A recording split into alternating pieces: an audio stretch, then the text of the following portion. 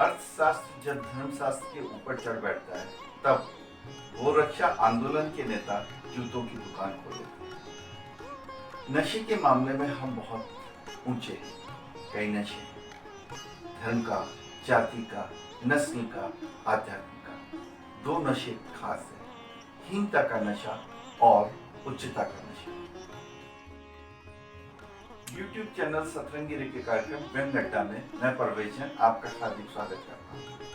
दोस्तों, देश दुनिया की खोखली मान्यताओं, पाखंडों और बड़े बड़े आदर्शों के पीछे छोटी छोटी दानियों को जितनी स्वतंत्रता के साथ व्यंग विधा में तार तार किया जा सकता है, उतना किसी अन्य विधा में नहीं। परसाई जी ने भारतीय समाज के हर पहलू को, छुपी हुई विसंगति को चुन चुन कर उन पर गंभीरता से प्रकट किया।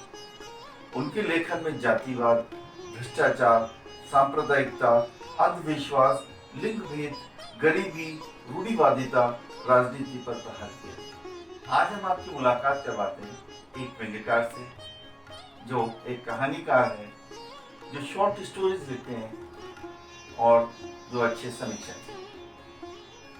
कविता में कोई भी बात सहजता से कह जाते हैं, जिनके 6 साझा व्यंग्य संकलन अभी तक आ चुके हैं। देश की नामी पत्र पत्रिकाओं में जिनकी रचनाएं निरंतर छपती रहती है। आकाशवाणी और दूरदर्शन पर उनकी प्रस्तुतियां अक्सर आया करती हैं और जिनको बहुत सारे पुरस्कार अभी तक मिल चुके हैं। आइए आपकी मुलाकात करवाते हैं श्री रामस्वरूप दीक्षित जी से।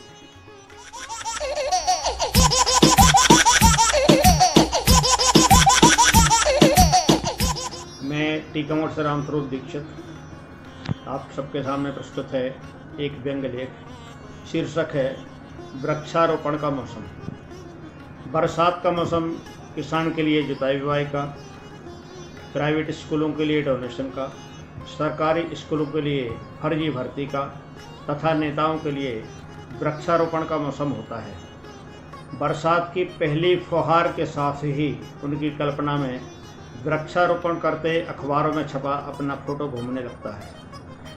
जो लोग साल भर तक जंगल साफ कराते रहते हैं, वे ही वन महोत्सव में मुख्य अतिथि बनकर मुस्कुराते हुए वृक्षारोपण कर रहे होते हैं। कैमरे वाले वृक्षों के मसीहा के रूप में उनका फोटो लेते हैं।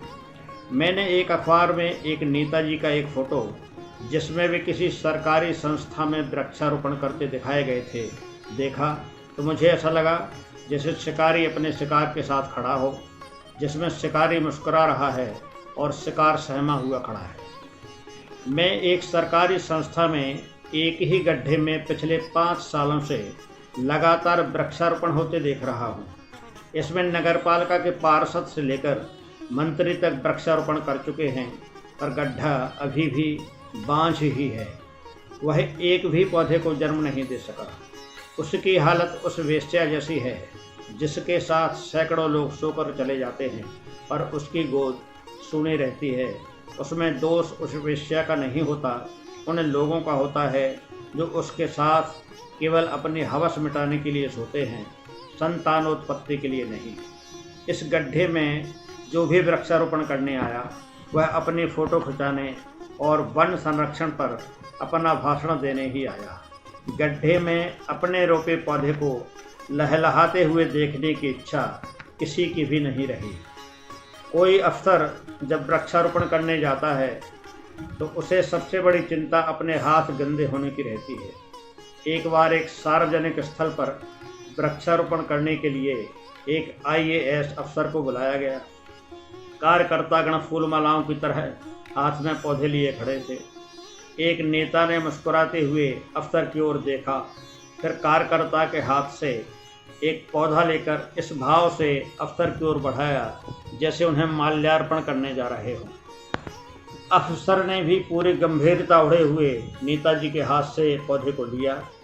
पौधे की जड़ में लगी गंदी मिट्टी को अपने हाथों में लगा देखकर उन्होंने नाक भौं सिकोड़ी। इसी बीच कैमरामैन ने उनका फ़ोटो ले लिया। पौधे को गड्ढे तक ले जाने के लिए वे झुके तो उनकी चुस्त पैंट की सीवन चटकने लगी। उनके दोनों हाथों में मिट्टी लगी थी। वे पैंट को ऊपर करें तो कैसे। उन्हें असमंजस में पड़ा देख उनके पास ही खड़े एक डिप्टी कलेक्टर ने झुककर उनकी पैंट ऊपर की। इस प्रक्रिया में अफसर का चेहरा क्रोध से तमतमा गया। उसी तमतमाई मुद्रा में उन्होंने वृक्षारोपण किया। दूसरे दिन अखबारों में उनका फोटो आया तो एक फोटो में वे नाक भौं सिकोड़े विदूषक से लग रहे थे और दूसरे में उनके नेत्रों से आग की लपटें निकल रही थी, जैसे पौधे को श्राप देकर भस्म करना चाहते। अफसर ने ये फोटो देखे तो आग बबूला हो गए।